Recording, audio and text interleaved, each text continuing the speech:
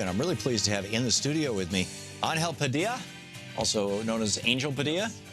Great having you with us, a member of the Indivisible team, the co-author of Indivisible, a practical guide for resisting Trump. You can find this at indivisibleguide.com. Yep. And you can tweet Angel at Angel RAF Padilla, Padilla, right? Okay.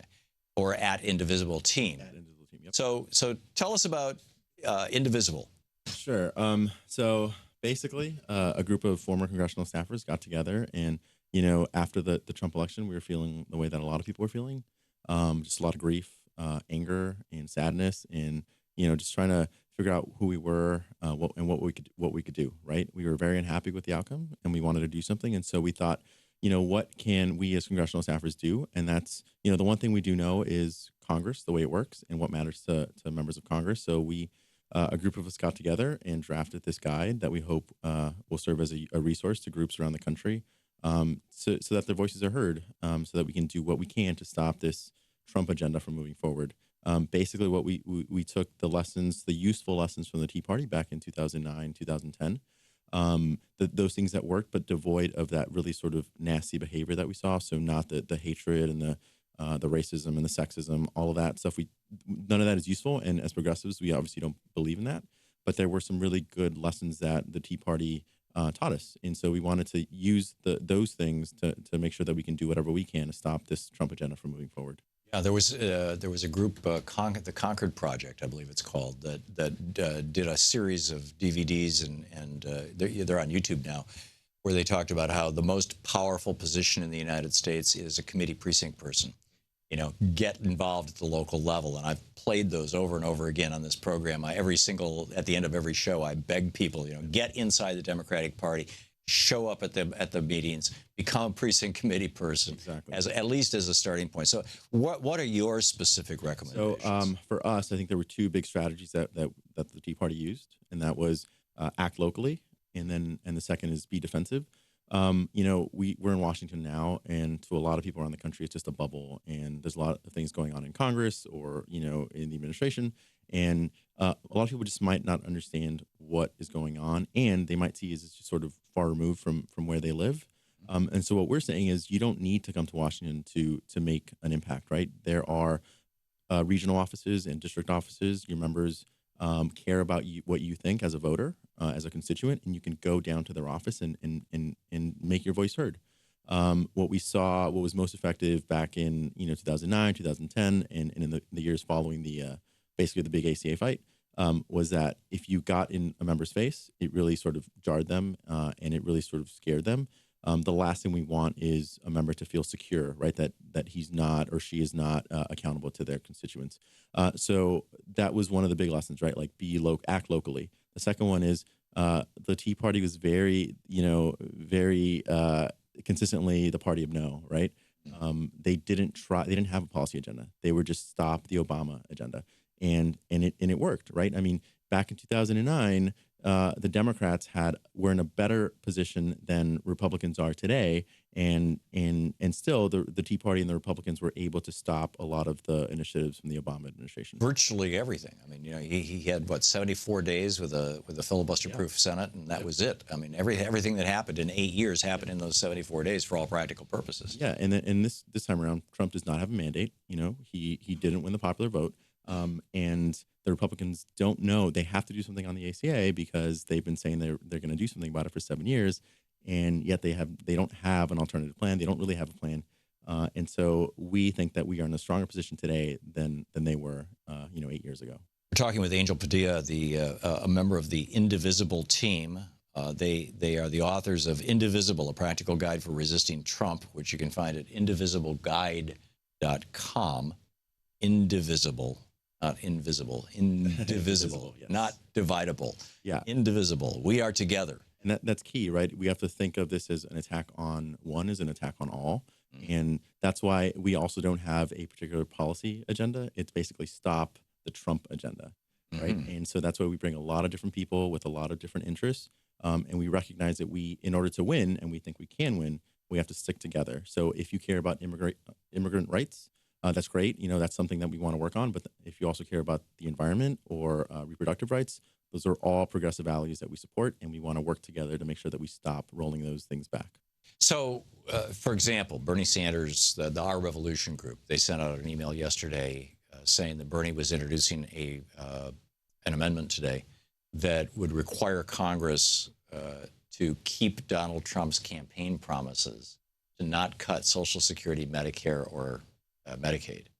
And, apparently he's introducing this today, and there was a toll-free number you can call in and, let your member of the Senate know that you believe that. Now, that's an actual specific policy thing. Does that go in a somewhat different direction than what you're talking about? A little bit, just because when we think about the way that we can influence our representatives is, right. And again, we don't specify we should be reaching out to Democrats or Republicans. It's all members of Congress, right? You have 3 representatives, right? 2 senators and 1 member of Congress. Unless you live in D.C. It's true, and I do. Yeah. But you have 3 representatives in Congress, and you need to let them know what you value, right? What you want them to be voting for and voting against. And so there's 2 parts to this, right? There's making sure that Republicans and that are supporting the Trump agenda don't get away with what they're trying to do, but then also Democrats aren't caving on these issues, right? So I mean, there were reports about, for example, Democrats willing to negotiate on the ACA. Right? It's like, what are you going to negotiate on, right? I mean, the Republicans are not going to give you the public option. Sorry. Exactly. So, ain't going to happen. So what we want to do is, and as we write in the guide, is we want to stiffen their spine, right? And we had a really great a group out of San Francisco, an Indivisible chapter in San Francisco, that went to Pelosi's office with a styrofoam spine that they presented to the office because we want, because the idea, we want to stiffen the spines of Democrats. That's great. A guy named Bill Moyer, not the Bill Moyers, but Bill, it started this thing called the Backbone Campaign back during the George W. Bush presidency, and the same kind of thing. So your the Indivisible Guide, Chapter 1, how grassroots advocacy worked to stop Obama, and I think you've kind of described that. Chapter 2, how your member of Congress thinks and how to use that to save democracy. How do you? My sense of it is that, most members of Congress wake up every morning thinking, I got to raise $10,000 today. That's the first thought in their head. Yeah, well, so that's true. I mean, their primary concern is reelection, and they need money to get reelected, but they also need voters to come out for them, every 2 years if they're in the House. And so what we're trying to say is, your member of Congress, your representative, cares about whether or not you're going to vote for them. And that's their concern. If you are not a constituent, he doesn't or she doesn't really care, right? So even in the last few days, I've gotten a ton of alerts about, contact Speaker Ryan, tell him not to repeal the ACA, but if you're not his constituent, he's going to move forward with his agenda, right? He's only going to listen to his constituents. In other words, if you don't live in Janesville, Wisconsin, he's not going to he's not going to pay attention to your call or your email. And in fact, a lot of members of Congress, I've noticed that they've redone their websites so that if you don't have a zip code that's in their congressional district, you just cannot hit the send button. Yeah, and we've also seen, even as these Indivisible groups have popped up, they've been posting on members of Congress's website, and they've been deleted. The members of Congress have been deleting those posts because they're afraid, and they should be. That's the point, that no member of Congress should feel secure, right? Every 2 years, if you're in the House, you're facing re-election. And if you're not voting consistent with the values of your constituents. So we have a situation right now where I get people calling into the program all the time who are saying, okay, I just called, these 5 members of Congress, or I call, whatever. And, they're not being taken as seriously because they don't live in those districts. So we've got a small number of very active activists in this country.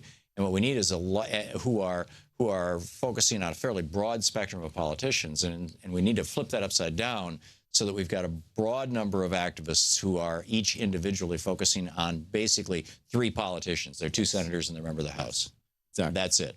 Yes, and we're obviously in favor of if you want to do more and be active in different ways, that's great. But if you want to make the biggest difference, you focus on your 3 members of Congress, and you can do that from your neighborhood back wherever you live. You don't have to come to Washington to do it. You can go down to the district, ask for a meeting. If you're facing this Congress taking away your health care, why not ask your member to hold a town hall and explain to you as a constituent why they're voting to repeal? Bernie once on this program, somebody called up and said, how can I get my congressman to do so and so?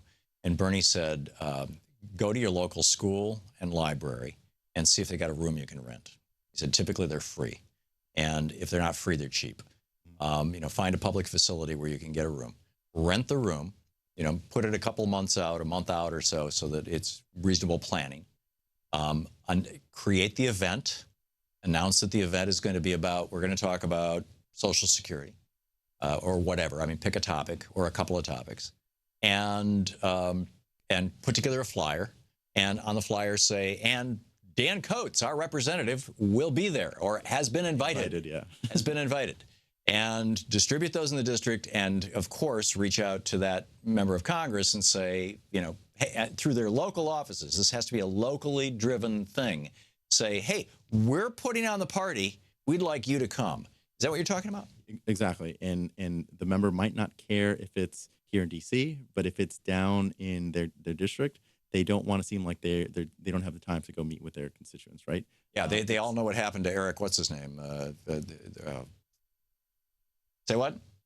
Yeah, Eric Cantor. Pardon me. Thank you. Yeah.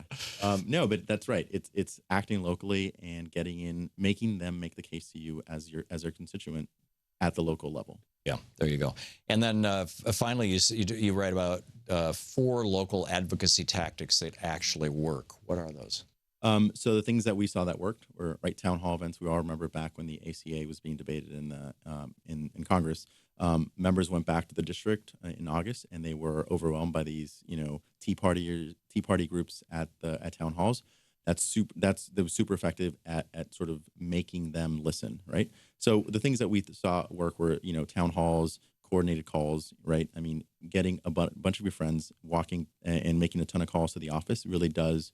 Especially the local offices. Oh, well, actually, we think that it's probably more effective to call the DC office because that's where the policy people work. Oh, interesting. So call 202-225-3121, which is the switchboard for Congress. And if you are not even sure who represents you, give them your zip code and they'll tell you and they'll connect you with that person. Exactly. And honestly, if you're going to call the district office, call the DC office, they both matter. But the policy people work in DC, and so they're the ones who are going to know what's going on in Congress and what you're talking about. That's good to know. And then go down to the office and have a meeting. Ask for a meeting.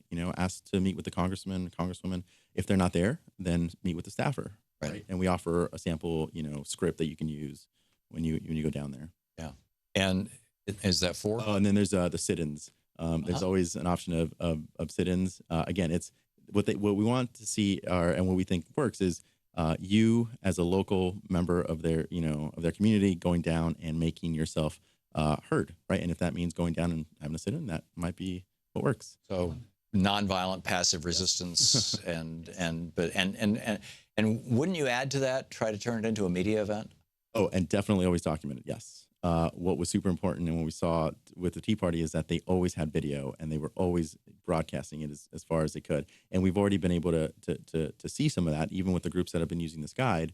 We had a group that went down to Goodlot's district office and they recorded it. Goodlot, yeah. Yes. And this is following that ethics debacle last week. And they recorded themselves going. They invited news cameras and news cameras came by and they recorded and it was all over the press. It was really effective at shining a spotlight on what's happening with that member. Right. And how did Goodlot respond? Well, he wasn't there.